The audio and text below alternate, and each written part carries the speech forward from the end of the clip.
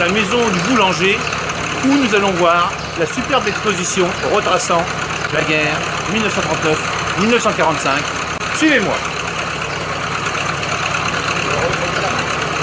À l'appel de Monsieur le Président de la République, j'assume à partir d'aujourd'hui la direction du gouvernement de la France. Sûr de l'affection de notre admirable armée. Eh bien Patrice, bonjour. Bonjour Philippe. Nous t'avons laissé en uniforme allemand la semaine dernière, nous te retrouvons aujourd'hui en uniforme des FFI, mais nous sommes ici à l'exposition La Liberté 39-45, mais dis-nous, où sommes-nous exactement ici? Et bien là nous sommes à l'intérieur d'une épicerie-boulangerie telle qu'on pouvait la trouver à Troyes, aussi bien dans la rue devant la maison du boulanger que dans toute la périphérie. C'est une épicerie reconstituée typique de l'époque.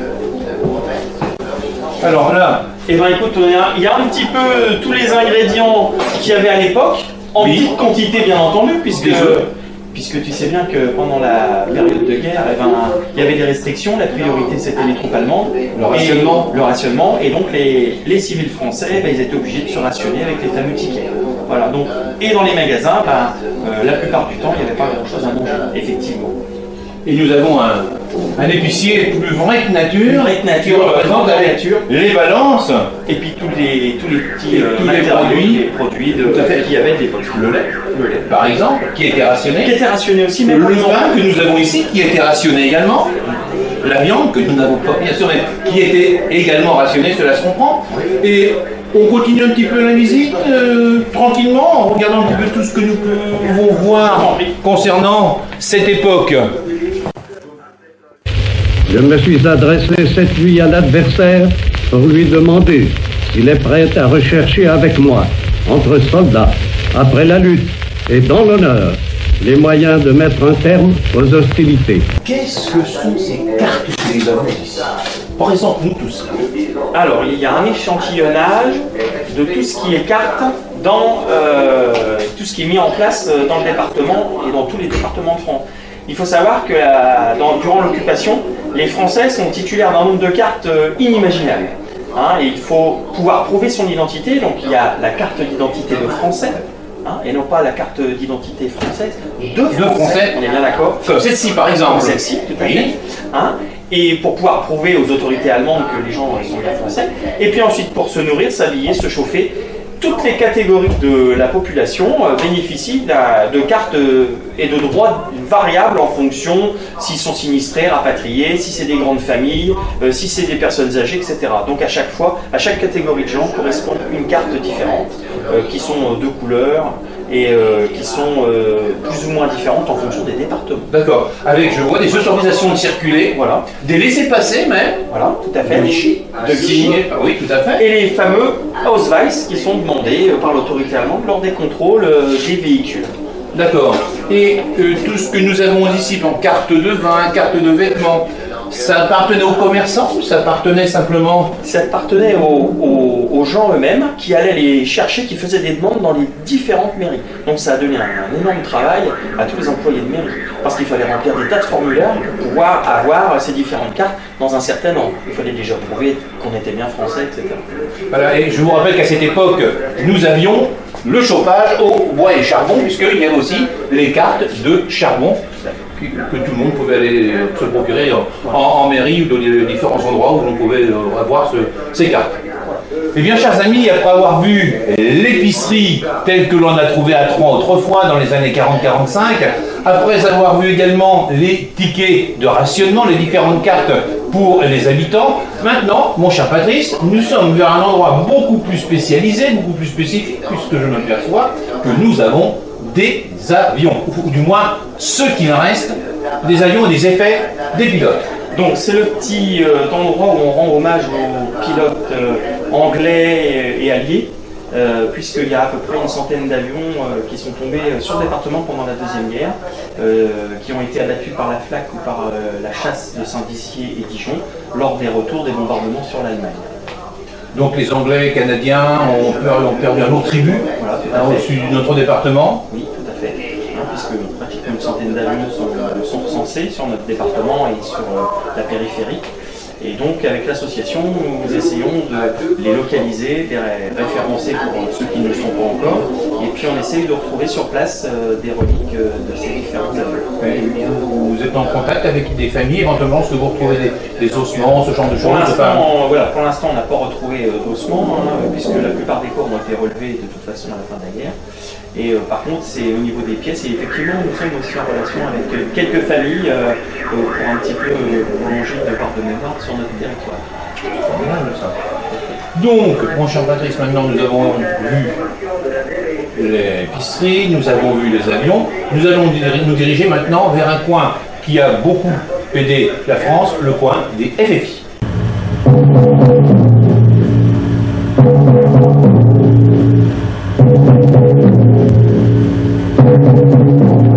Voilà au niveau de résistants de maquisards, les fameux FFI. Donc, présente-nous un petit peu cette exposition qui se consacre au FFI. Alors nous avons tout d'abord détaillé un petit peu les différents maquis qui sont sur notre département, qui ont été mis en route dès 1940-41, pour les plus anciens.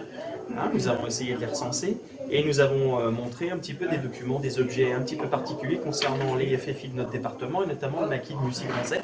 On a des objets qui viennent de maquis de Mussy-Grancey, ce sont des reliques. Voilà. D'accord, donc je vous rappelle que les FFI ont entre autres fait sauter le dépôt SNCF. Tout à fait, oui, énormément de dépôts, des déraillages. Voilà, pour éviter justement le ravitaillement allemand, etc. Voilà, tout à fait. Donc, après avoir vu cela, nous allons aller nous diriger maintenant vers leur petit coin favori, c'est-à-dire l'endroit, le grenier des FFI. Suivez-nous. Nous croyons que l'honneur des Français consiste à continuer la guerre aux côtés de leurs alliés et nous sommes résolus à le faire. Nous espérons qu'un jour, une force mécanique supérieure nous permettra d'avoir la victoire et de délivrer la patrie. Mon cher Patrice, nous voici devant le grenier des FFI. Donc, ce grenier qui est ici présent, peux-tu nous présenter? Tout à fait, donc c'est un grenier qu'on a simulé, qui était un repère en fait de maquisards dans notre département, puisqu'on a donc un maquisard qui est en train de passer des messages radio, qui fonctionne tout à fait, des messages en morse avec certainement un avion britannique qui vole au-dessus. Derrière lui se trouve un soldat français, avec un uniforme un petit peu anglais, c'est un SAS, donc ce sont des gens qui ont été parachutés dans le département pour aider certains maquis comme par exemple les commandos aériens. D'accord. Ouais. Puisque l'on parle de parachutage, maintenant nous avons des drôles de choses qui sont ici. Qu'est-ce que c'est exactement? Donc ce sont des conteneurs qui servaient à parachuter aussi bien des munitions que des armes, que des documents de propagande ou pourquoi pas de l'argent, parce que ça a été fait également sur le département. Et en fonction de la couleur du parachute, les maquisards savaient exactement ce qui leur était livré. Donc c'est dans ces gros conteneurs en tôle qu'était livré tout le matériel à basse altitude. D'accord, des conteneurs anglais. Ce sont des conteneurs anglais, ceux-ci. D'accord. Alors un petit peu plus loin, nous voyons également d'autres reliques, si j'ose dire. Voilà, c'était pour donc simuler ce grenier, c'est tout l'attirail qu'il pouvait y avoir et qui était resté dans le grenier et où les maquisards se sont cachés. Les armes. Voilà, les armes. Sans oublier l'eau de vie de l'aube, oui, bien évidemment, parce qu'il fallait aussi pouvoir se remettre de ses émotions lorsqu'il y avait les combats. Bien. On continue notre petite visite? On continue notre visite. Donc, mesdames, messieurs, je vous invite à continuer.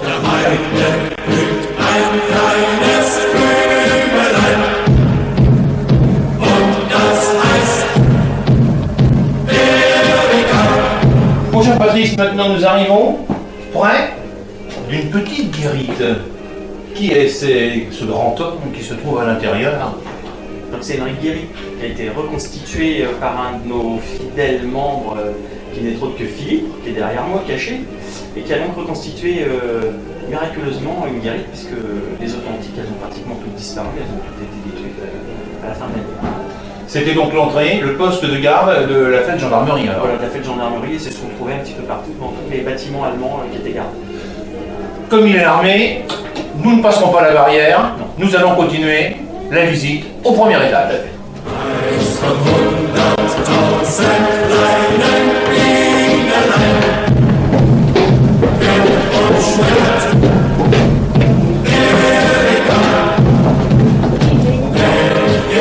Suprême est engagé.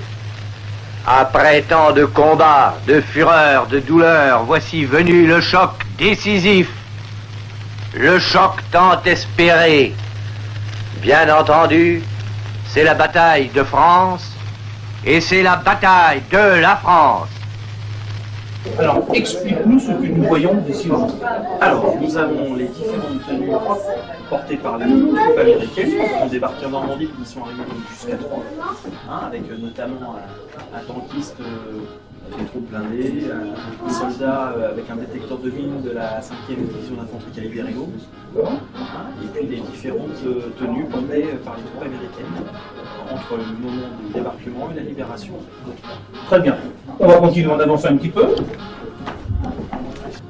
Alors là, mesdames, messieurs, nous avons quelque chose de formidable puisque nous avons un soldat étranger, bien sûr, qui était présent, c'est pas le collier non Un plus, américain, également, oui, et des soldats allemands qui seront. qui se rendent. Voilà, c'était pour évoquer un petit peu les combats qu'il y a eu à Troyes, juste derrière un autre petit panneau qui vient de la ville de Troyes. D'accord. Et le matériel militaire que nous avons, peut nous expliquer les armes qu'ils portent. Eh ben, par exemple, celle-ci, donc ça c'est une des mitrailleuses allemandes les plus connues, c'est la MG42, donc avec une cadence de tir exceptionnelle, parce qu'elle dépasse en minute, mine de rien. Donc, voilà, donc c'est une arme authentique, entièrement d'époque. Et donc on a monté avec donc, 2 soldats allemands qui se rendent pour symboliser la libération de la ville. Très bien. Nous allons continuer la poursuite de notre visite de cette exposition. Nous sommes au-delà des régions allemandes, françaises et polonaises. Nous sommes sur la terre russe. Tout à fait. Donc nous avons montré un échantillonnage des différentes tenues portées par les troupes soviétiques, puisque le gros de l'armée allemande a été usé quand même sur le front russe.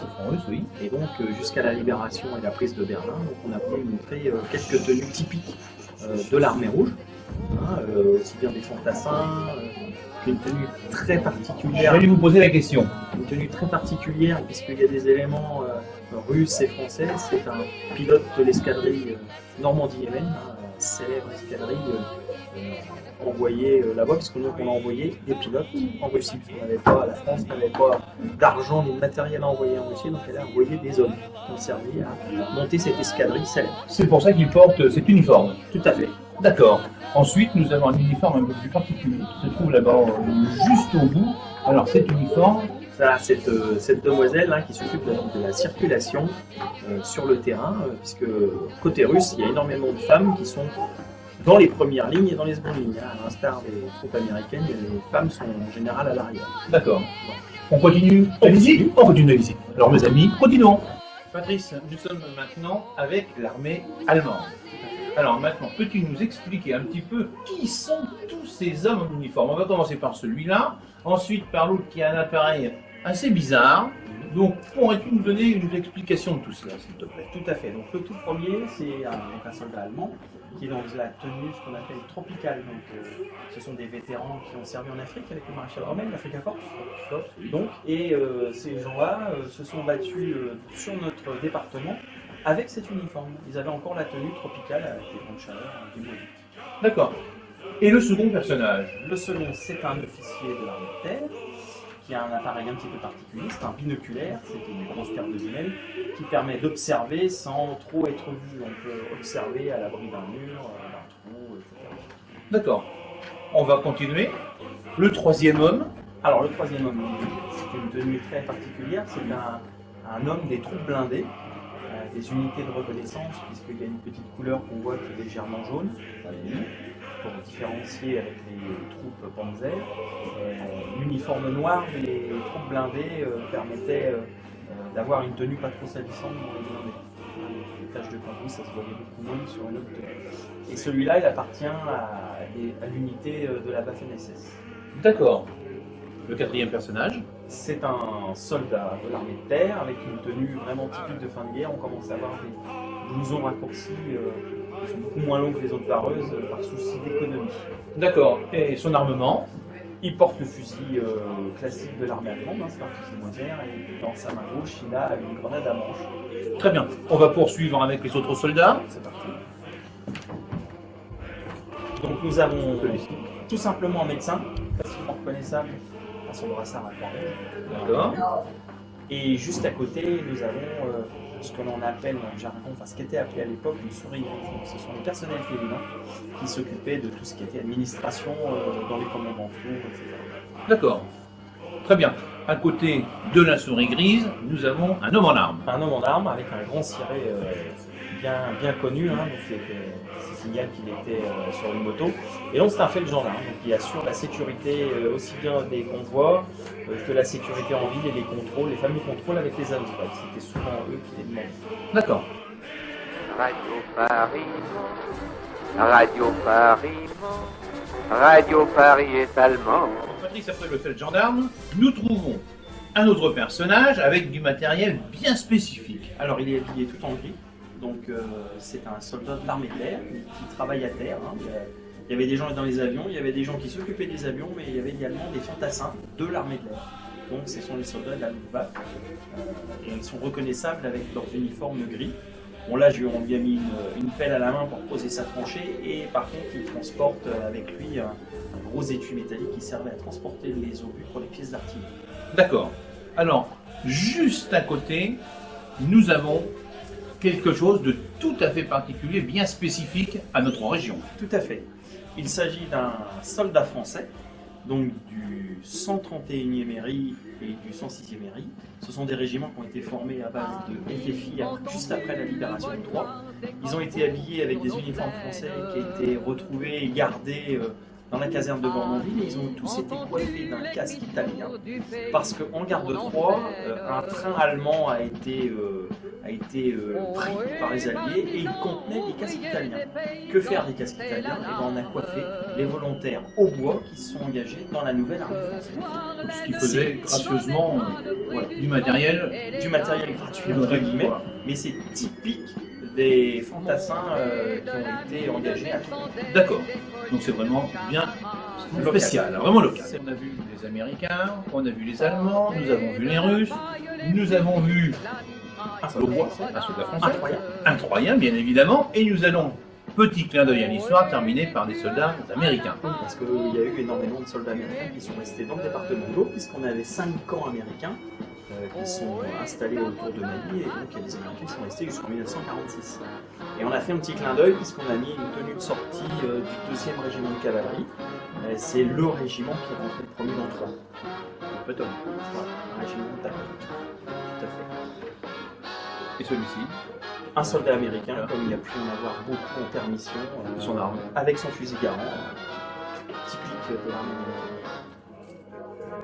Patrice, nous sommes dans le coin des souvenirs, si j'ose dire, avec cette superbe photo de soldats russes, puisque nous sommes revenus sur le secteur russe. Alors, peux-tu nous parler un peu plus de ce soldat?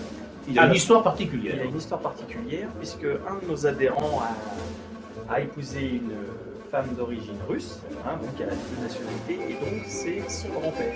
D'accord. Il a donc fait toutes les batailles de 1942 à 1945. On va faire un petit coucou à Natalia. Voilà, on va en profiter. Il a remercié justement de ce prêt, de ce personnel de famille. De famille. Donc vous avez les chars, vous avez différentes personnes qui se trouvent sur ces photos, ainsi que les médailles. Voilà. On va continuer, on va aller de l'autre côté. On continue.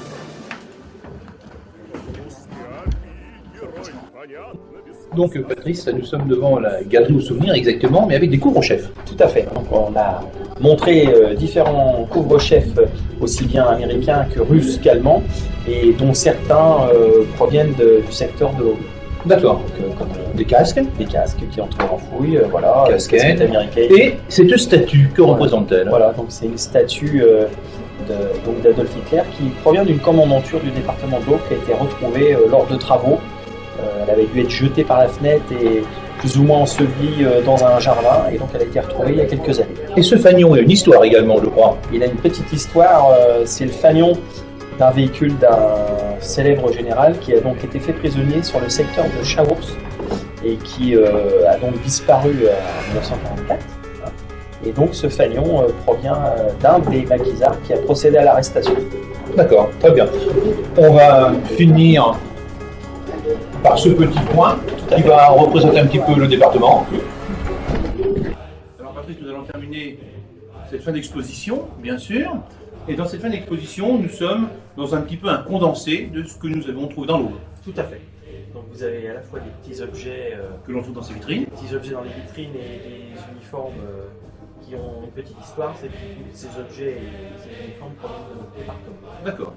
Ce sont vraiment des reliques typiques du secteur, comme par exemple... On va faire le tour. On peut faire le tour. Voilà. Ah, par exemple, bon, un uniforme assez rare, parce qu'il s'agit d'un adjudant allemand, mais des volontaires russes. Donc vous savez que les Russes, lorsqu'ils étaient faits prisonniers, soit ils étaient gardés en tant que prisonniers, soit on les renvoyait sur le front, mais avec un autre uniforme.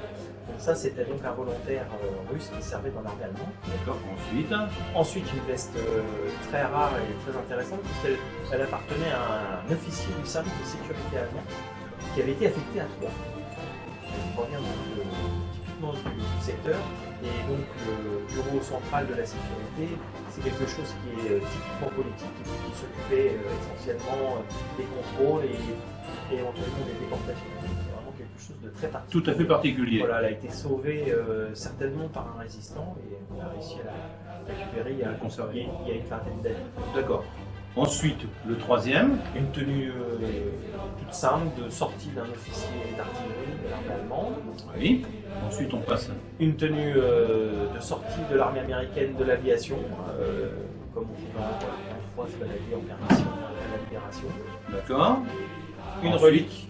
Une relique. Une relique, puisqu'il s'agit d'une veste qui provient d'un soldat de la 2e division de l'armée, le général Leclerc. Et ce sous-officier est mort en Alsace pendant les combats de 1915. Et enfin, un petit clin d'œil à l'armée russe, une tenue typique des troupes blindées, donc c'est les soldats qui étaient sur les chars lors de l'attaque de Berlin. d'accord. Alors je vous invite tous à venir visiter cette exposition qui se terminera le 7 juin prochain, ici à la Maison du Boulanger à Troyes, où vous aurez tout à loisir de poser toutes les questions que vous désirez à l'association Le Musée de l'Histoire. Eh bien mes amis, nous arrivons à la fin de cette visite ici à l'exposition 3945 et puis donc nous sommes en compagnie de deux charmantes personnes qui vont nous dire simplement ce que vous pensez de cette exposition. Alors c'est un magnifique travail. Donc, on était étonnés de retrouver beaucoup d'expositions,